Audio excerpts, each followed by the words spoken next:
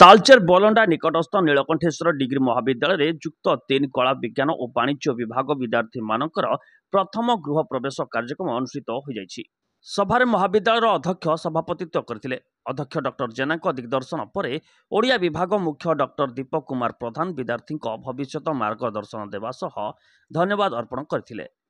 सरकार नूतन शिक्षा नीति उपरे विद्यार्थी मानकु अवगत कराइबा सह समस्त विभागर मुख्य विद्यार्थी को पाठ्य खसड़ा उपरे आलोचना करथिले। सभा परिचालन अध्यापक सुमंत माझी करबा सह शेषरे डॉक्टर दीपक धन्यवाद दे सभा सांग करथिले।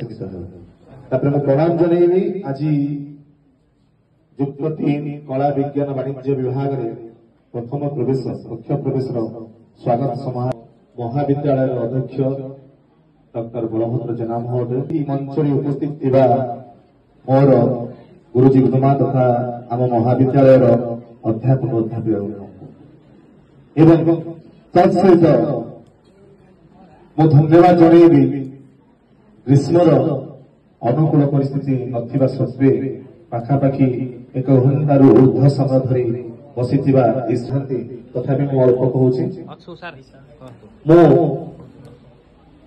आम महाविद्यालय को सब नहीं गर्व करे।